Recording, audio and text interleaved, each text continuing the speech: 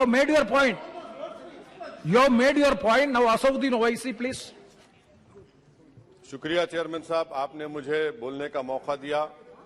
मैं इस तहरीक अदम एतमाद की तायद में खड़ा हूं जिसको टीआरएस पार्टी और हमारी पार्टी ने दिया, जिसको स्पीकर साहब ने कबूल किया। सर, मैं 11 पॉइंट आपके सामने रखूंगा जो मैं बताने की कोशिश करूंगा कि क्यों हम इस तहरीक अदम एतमाद की तायद में और मोदी हुकूमत की मुखालिफत में खड़े हैं। सर, हालिया दिनों में हमारे मुल्क में ट्रेन में एक वर्दीपोश दहशतगर्द ने अपने सीनियर मीना साहब का कत्ल करने के बाद ट्रेन के कंपार्टमेंट में जाकर नाम पूछकर, चेहरे पर दाढ़ी देखकर, कपड़े देखकर उनको कत्ल कर दिया और उसके बाद उसने कहा कि इस देश में रहना है तो मोदी को वोट देना पड़ेगा। मैं हुकूमत से जानना चाहूंगा कि क्या ये अक्सरियती तबके की एक्सट्रीमिज्म और रेडिकलाइजेशन की बेहतरीन मिसाल नहीं है, और अगर है तो फिर हुकूमत इस पर क्या करेगी।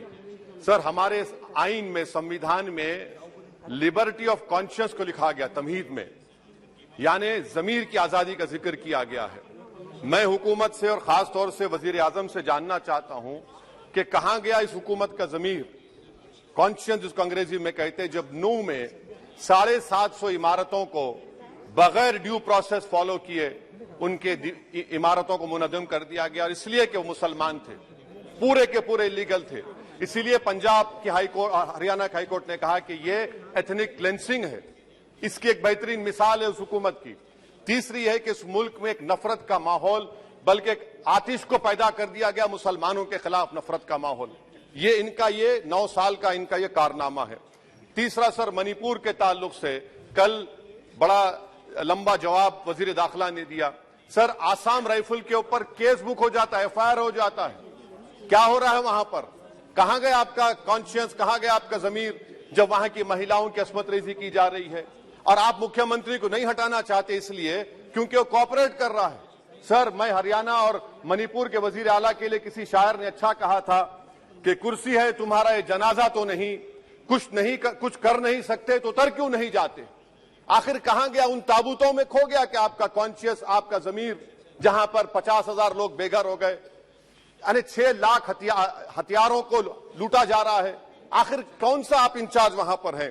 सर, 14 पॉइंट हिजाब को एक मसला बना दिया गया और मुस्लिम बच्चों को तालीम से महरूम कर दिया गया। क्या ये आपका लिबर्टी ऑफ कॉन्शियंस है? कहां गया आपका जमीर?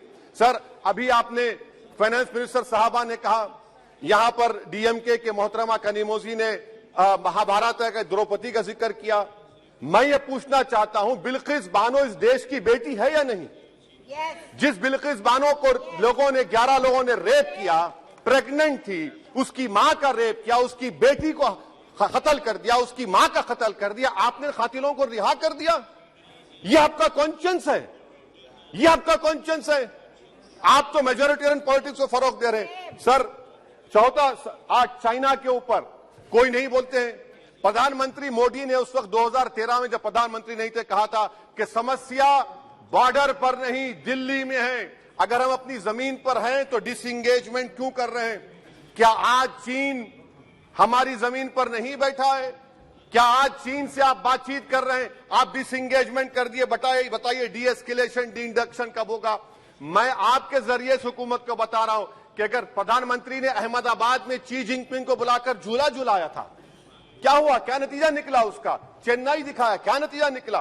सर, इसलिए चीन पर बोलिए, चीन को खाड़ कर फेंकिए। सर, और एक पॉइंट जिस पर मैं मुखालिफ तायद में खड़ा हूं, हाई इन्फ्लेशन है इस मुल्क में, हाई अनएम्प्लॉयमेंट है, स्टैग्नेटिंग कंजम्पशन है। इसकी वजह से महिलाओं में हाई एनीमिया लीड कर रहा है। ये हुकूमत इसकी जिम्मेदार है। सर, कुलभूषण जाधव कहां है? पाकिस्तान में बैठा है, आप क्यों नहीं लेके आते? आप विश्वगुरु कहते हैं, कुलभूषण जाधव को भूल गए आप। कतर में 8 नेवी ऑफिसर 1 साल से जेल में हैं, आप नहीं ला सके उनको। सर, और एक चीज, 1991 का प्लेसेस ऑफ वर्शिप एक्ट इस ऐवान में पास किया गया था कि तारीख के जख्मों को नहीं खुरेदा जाएगा। आप खुरोद रहे हैं उनको। मैं आपको इंतबाह दे रहा हूं, वार्न कर रहा हूं, इस मुल्क को 90 के दहे में मत लेकर जाइए। 91 का एक्ट सुप्रीम कोर्ट में जवाब दीजिए कि आपकी हुकूमत 91 प्लेस ऑफ वर्शिप एक्ट की कायम है, उस पर कायम रहेगी। यूसीसी, सर, इस यूसीसी का फार्मूला क्या है?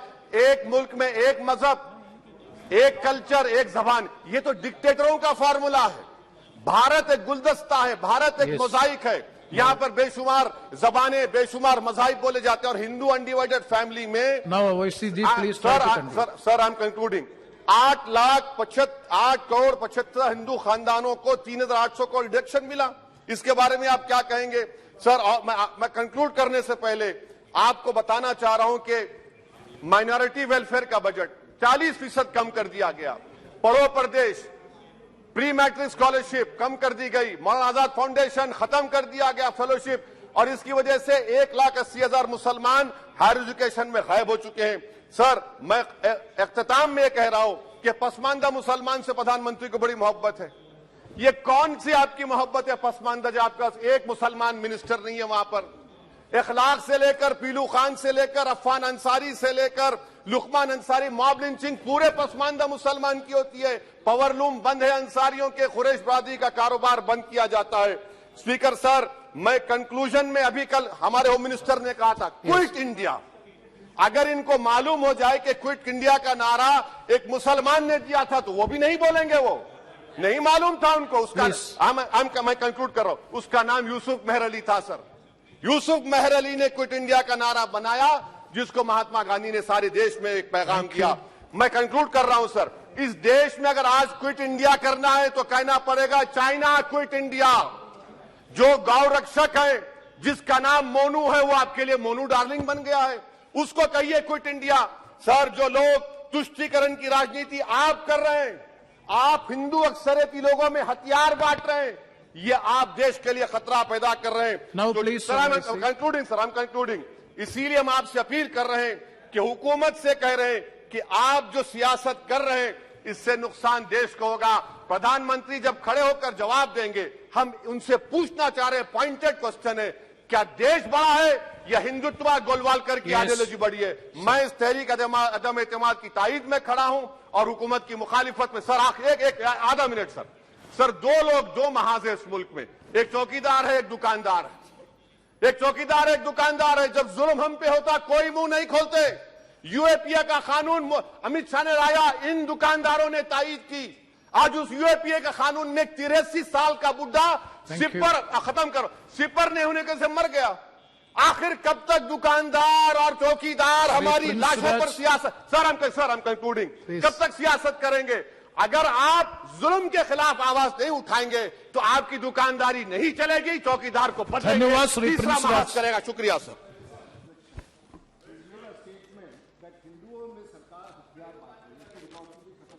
Let us